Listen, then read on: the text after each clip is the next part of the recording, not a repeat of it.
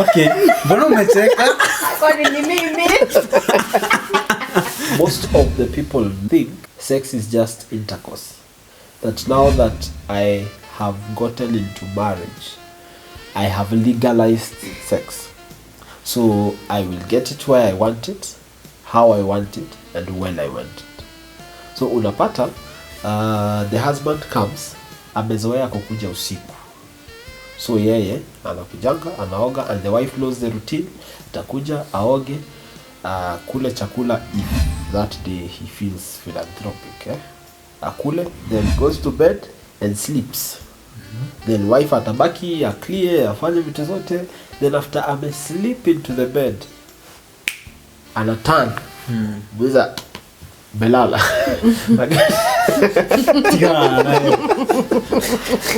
So you'll find that these people are not intimate. They're only having sex. And that will be equated to prostitution. If you give it willingly, it is prostitution. If you don't give it willingly, it is rape. Because sex is supposed to conjoin the two of you. And that is why the Bible calls it knowing your spouse. So once you get to know your spouse, that is when now you become one. Bible says you become one. You become one. So most of the people are actually raping their spouses instead of becoming intimate. Instead of making love. Yes. Wait, I want to understand. So love is sex. Is there a difference? Yes. Sex, we say, begins from the mind. So if you don't start it from the mind, intercourse is the last bit of sex. So if you don't begin it from becoming intimate to one another. You're saying sex is a series. Yes. It's not just intercourse. It is an event. It is not an activity. Okay. So if it doesn't take the process of the event, then you place it to an activity, it breaks down everything. It becomes rape. You get? So inawacha kukua intimacy, inakuwa ni forced. Because I have not taken her through the journey of becoming intimate with her, becoming one with her, that will help us in the intercourse. Yes. Makes complete sense. Makes sense. When I was entering into marriage, kuna zile places mtu kusanywa na mama kadhaa, na bridal shower, kuna vitu kadhaa. I had them say, wait, by the way guys, nilikuwa bridal shower yake, nilimwambia. I had them say,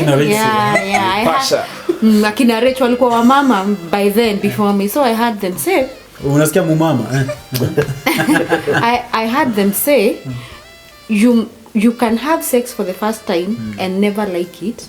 So imagine if you've not liked it, you're not open to it. So what happens to you daily is a forceful thing. First of all, it's not coming from the heart because you don't want it. You've not liked it. From the first day. Yeah. You can the way you have it for the first time. Inakwambia vile utaendelea, you might hate it actually completely. You might totally, especially ukiwa umeolewa na hizo miaka mob and then you've been a virgin for all along, you know nothing about it. Then you find a man who maybe will not do it proper, because me, I believe somebody is supposed to be prepared first. Kwa mind will not do it proper, you hate it. If you will not speak, nothing will change totally. Nothing will change. So the rest of the days you'll have a forceful event. The whole process will be forceful. There's nothing you're giving willingly, and I believe things given willingly are easier. Idoko heo. They make the process easier. Unaona, it makes the process easier. So unapata huyu mtu, first of all, msichana alingiwa na anga. Anaifanya sababu anajua aliolewa. Na aliambiwa na wamama, it is right for the husband to get the koheoido, whatever term you want to use. So atakuwa anapeana mwili yake unwillingly.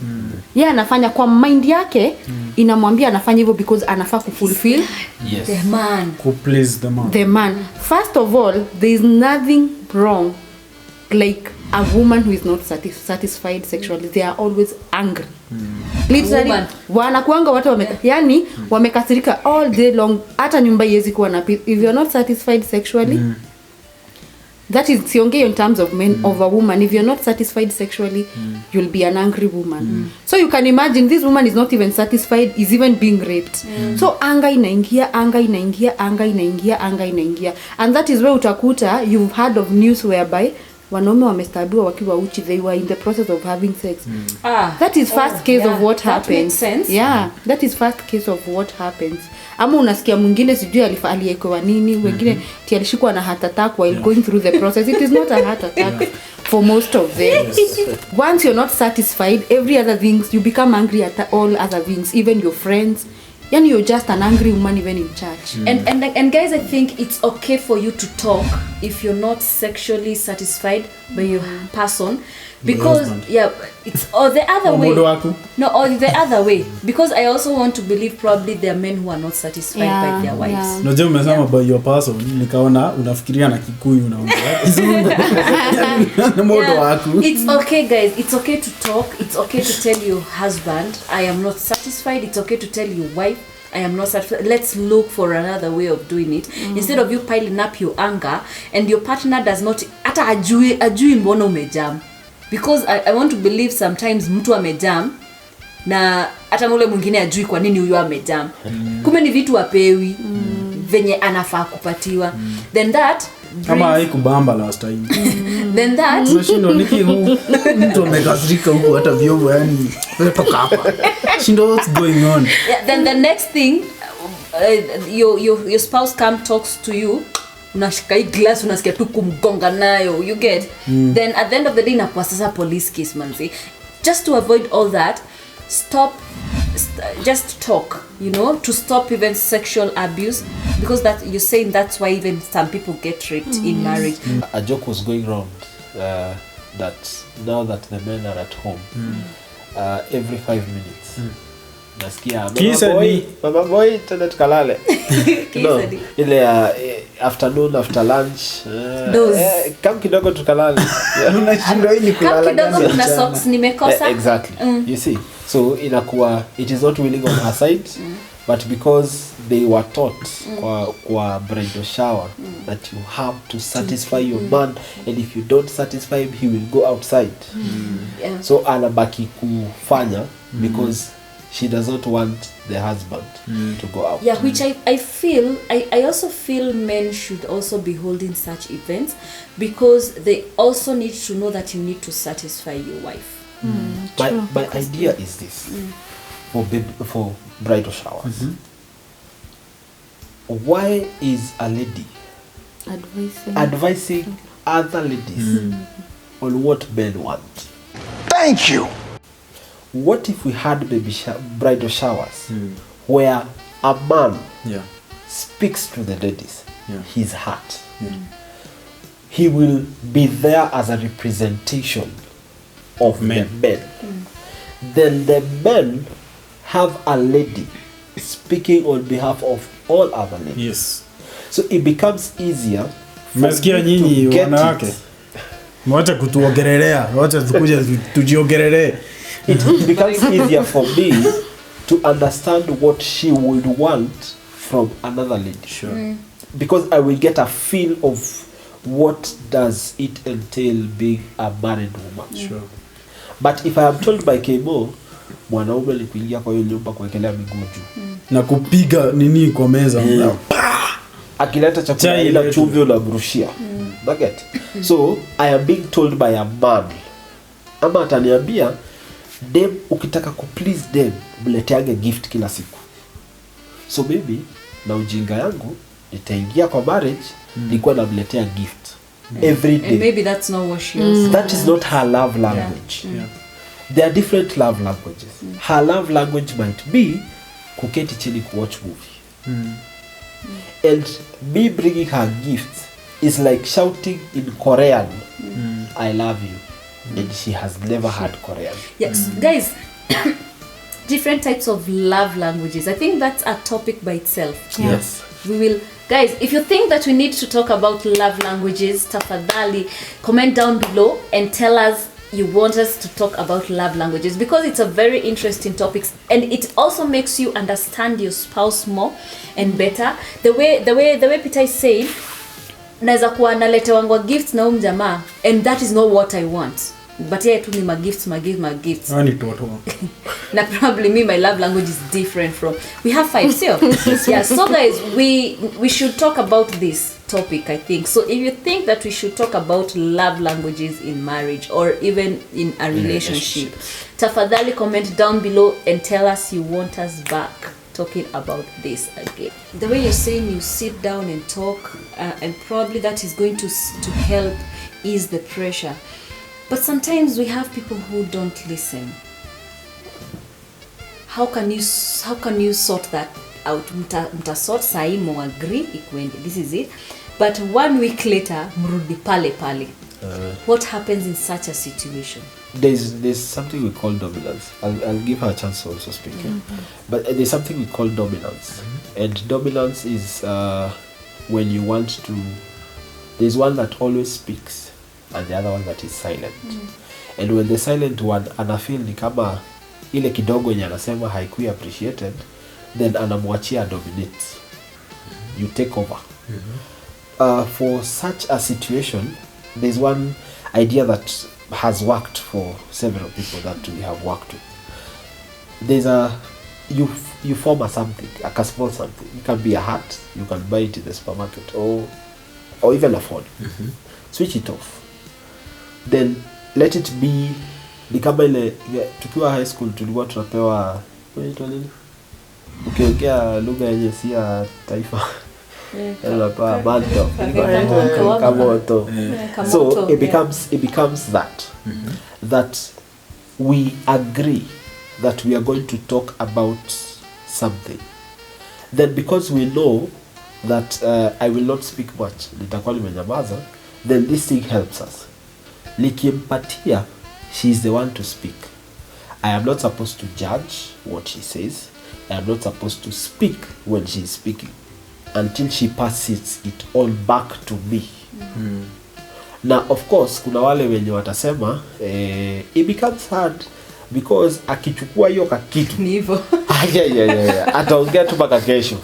So for such cases hata iwachilia, for such cases once you understand your partner, you can even put a timer. Tuseme we will be talking 5 minutes each. So ukishika hii kitu tumeanza timer kwa ile simu nyingine. 5 minutes ikisha, you shut up. Then you give it back. So it helps in ensuring that the two of you talk and you release the things that are in your heart. Out of the abundance of the heart, the mouth speaks. Na ukiwachilia mtu aongee, you will find ile kitu yenye iko kwa roho pale chini itatokea tu at one point. Na atakuwa it will be easier for them to release what is in their heart and you will understand better. But I think her question is like, let's say mume agree kitu, then 1 week later either ijafanywa, either ijafanywa ama vile mli agree. Kasa hii unajua maybe mnaweza agree like ukikujanga usiekange socks kwa mlango ukiingia. Lakini kesho kutwa socks kesho kutwa utazitoa. Ile time nyingine uzitoe. Hiyo sasa day nyingine sasa uzirudishe hapo kwa mlango. So what of such, because I'll be like, I told you stop putting your socks here. Because I think hiyo pia it's one of the reasons why hii violence iko sana. Kuna hiyo ya kukosa kusikiza na tuli agree. Once we agreed let's do this, tulisha agree. Na uka agree na mimi nika agree, but socks bado unazipataga kwa mlango. Kwani what's going on? Yeah, so as in ni nini mazee? Bado unaeka socks kwa mlango. So Hi, for me first of all I think the method is learn your partner and you'll enter into rest, because there are some habits that don't change. Literally they don't. Now there's a statement that goes around when you get married, zile behavior zenye mtu alikuwa nazo akiwa single, when you enter into marriage, now they magnify, they multiply, they become, yeah. Aki, if you are just a messy person, you become a messy because you see in a relationship you're not that 100% real. For instance, me and Peter, we've never lived together until the day we got married. Yani that day is the moment now we started sleeping in one bed, living together. So literally I knew nothing about him apart from town, kumwona vile yako, package ya vile anatembea, nothing else. Let's talk about verbal abuse. I think it's the most dangerous one. Hata physical ni mzuri wa inapono. Verbal doesn't heal. And the dangerous part of it is that the tongue has power. Anything you say will go even beyond you. Sure. Even beyond your age. If I happen to say bad words to Peter, even if he die, I will still remain with those words. Si nimekwambia physical, sidhani inaweza anza hivyo bila anything. It starts from verbal, unakuwa damaged emotionally in a head to physical. So me, I think once we avoid verbal, we avoid the rest. How do you avoid verbal? And especially me, okay, if you ask me, especially for women, there's something I was watching, Miles Monroe alikuwa anasema, especially for women don't, the way that you speak to a woman is sika vile yeye anakuongelesha. For women, they don't actually hear words, but they actually experience the words. Yeah. It's like they're going through a journey of whatever you're saying. So ukisema yeye ni mbaya, unacheki wale mademo, yani walikuwa mademo wengi wanakuwa na low self esteem cause ya kuambiwa vitu mbaya wakiwa young, like you're not beautiful. So she has carried that word all this time because she actually began to experience the word. She began to even act it out. For mwanaume probably ati anakuaga tu yani wewe ni umbwa, mimi ni umbwa, okay, mimi najua si umbwa na move on na get. But dem ukimwambia wewe ni umbwa, ataanza kuona yenyewe mimi ni umbwa, unaget. Ataanza kufilia ni umbwa. Anza kubehave umbwa, alafu hata waisa hau ulimwambia ati yeye ni umbwa, ataishi forever kukumbuka. Hata ushinde ukimwambia pole aje, she will forever remember that ulimwambia yeye ni umbwa at some point. So it's very important for men especially.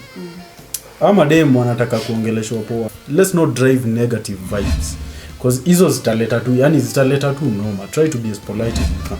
That's what I learned. Ladies are emotional beings, and they have been given one superpower of dissecting everything you say and bringing it back to you in a silver platter. The reason why women are special is because they have wombs. They have the power to incubate and give birth, not just to children, but they give birth to what you give them. Words are seeds. We are seed carriers. Words are seeds. We give them out as seed, then she will take it and incubate it, then give back to you. So as a baby. Yes. So call her a dog. She takes the dog. Yes. Incubates it. Yes. Because that is how they have been created. They will incubate it and it will come back to you. We are asking, why are men being killed now? It is because you gave the seed to a woman. The woman incubated the seed. Ulimwambia you are ugly, you do not look good, I don't know why I even married you, I don't know what devil got into me that I asked you out. So you are giving her seed, she will incubate it. Take time. Ata process too. Nasikia just give it 9 months. Yes.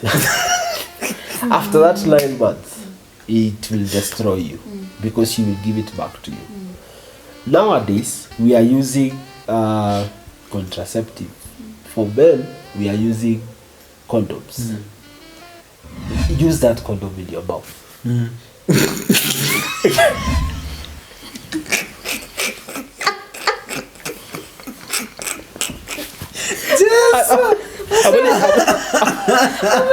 Okay. Not literally. Gauge the words that come from you that get to her. Okay. Use the same strategy. Yes. Before you release the seed, Weka.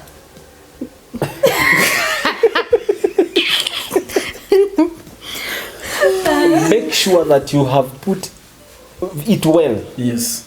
That it gauges what is supposed to get to her. Yeah. So that you don't give her emotional STIs. Because some ladies have emotional STIs. Yeah. Repeat, just repeat that again. Gauge what you give to her. Ensure that it does not, what is not supposed to get to her does not get to her, so that she does not get emotional STIs. Because most of the ladies and some men are harboring emotional STIs that are killing them. Kwa sababu haitaonekana, it will not be treated by any doctor, because it is not being seen by the eyes. Yes. It can only be seen by a counselor who will sit down with her and allow her to speak. Then you will see the signs and symptoms of gonorrhea in her heart. You see?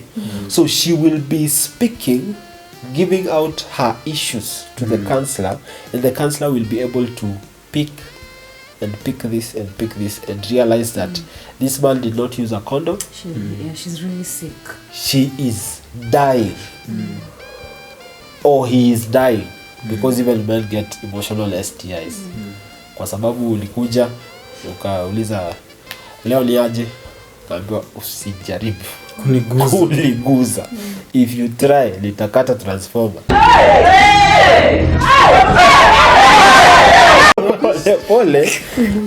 Pole I got fear. You see? So emotionally I am wounded.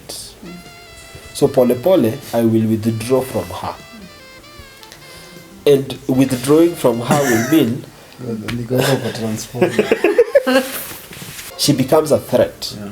And once she becomes a threat, I am pulling out. Yeah. So words are very important. And most of the times you will find, because she's not able to call me Ubwa, the one I called her, mtoto wangu ataangukia hiyo mbwa. And most of the times tunawekea watoto shida yenye they are not supposed to be in. Because utapata ujinga kama baba yako, mtoto anaenda shule, hesabu imekataa kuingia simply because uliipanda ukaifunika, then it is cropping up. I actually saw that on social media. Unakumbuka kuna clip ilikuwa ina trend, mother alikuwa anatukana mtoi wake.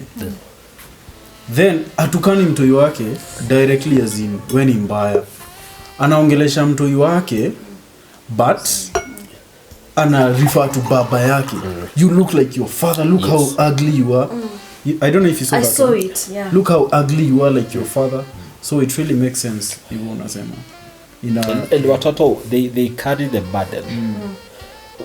Saa zingine tunaulizanga, why does my child not take care of me in my old age?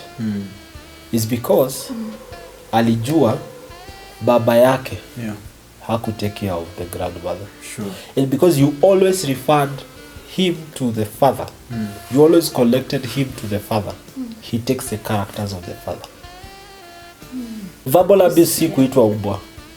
Verbal abuse is I might use words that I have not gauged, that if they were used against me, I will not feel good. For example, in my moment of vulnerability, I think the only person that has ever seen me cry is her. And at that moment is when I am most vulnerable. I break my heart to her. I give it to her in broken pieces. So whatever I say, Utalia lini mbele yako? I'm not kulia by then. Kijana mama. So in that moment when I was vulnerable, I said words. And if she decides that when she is angry, she uses the same words against me, she's destroying me. Obviously. And I will never trust anyone again. Yes. And the words that she will use against me are what I said. But when coming from her, zinakuwa ni abuse. Obviously. Abuse is wrong use. Period. So if you're using my words wrongly, then you are abusing me verbally. How about in the event of sarcasm? Unajua kuna saa zingine hata si kuongea pase, but kukuwa sarcastic about something. As in na try maybe could drive point, lakini vile ina receive ama vile ina respondiwa na sarcasm fulani ama na attitude fulani. Una feel okay.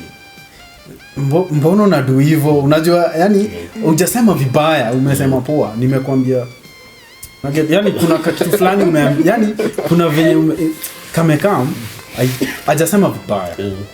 But ameka sarcasm hapo ndani. What do you think?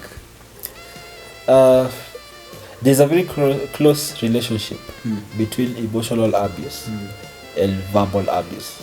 Very close. And sometimes you'll not be able to tell them apart. Emotional abuse is when unaifanya intentionally, just to hurt his feeling. You get? Because everyone has a feeling. So utapata, I am doing it intentionally. Nitakujibu tu. Umeenda shop. Unavyo anajibu na kamcheko fulani. Okay. Mbona umecheka? Kwani ni mimi? Sometimes hata wanafanyanga. Hivyo bad. So it is a response. Uko like mbona unadu? Ni juu sina answer yako. But hivyo. Exactly. Like mbona unanifanya? Unaona hiyo? Hivyo exactly hivyo. So mimi niko like mbona unadu? In itself, that is a response. Na unajua, when you are responding to something, you don't have to be verbal. Hata saa zingine hatafanya hiyo. Atakuwa amekuangalia ukiongea, then she walks away. Yeah.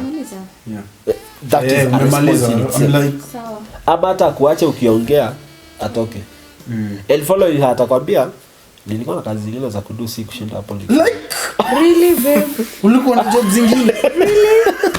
No, I'm not describing it. Kwani wajishuku? No, by the way, Because Lala aliniambia kitu kai.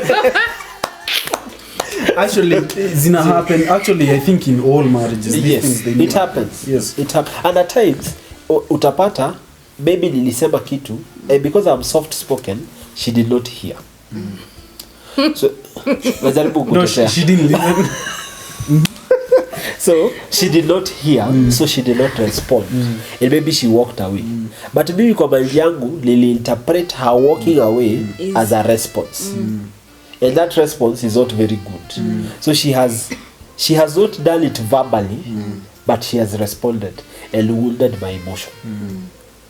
So if in that marriage they do not communicate, then they will never solve that.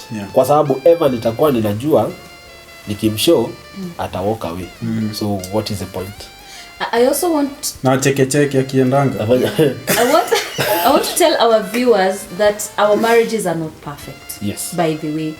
Because the truth is you guys fight. We do. Hata leo tulifight. Yeah, and we Na watu also wanacheka hapa. and we also fight. And we also fight. By the way, mimi nimebindika mimi na you. Not physically. That's physical. Emotional. Not physically, because we also fight. We also fight a lot. We also fight, but at the end of the day, you just have to come together and solve that difference that you have. But guys, I promise you, we are not perfect. Yes. Don't call us a perfect couple. By the way, don't call them the perfect couple. We ain't perfect. People. We ain't perfect. But by the grace of God, with the grace of God, we are where we are. So we've talked about sexual abuse, we've talked about verbal abuse, emotional abuse. We've touched on emotional abuse. Yeah, we have touched on it. Mostly, emotional abuse comes in when there is neglect. I neglect your needs because away from sexual needs, there are so many other needs that you have.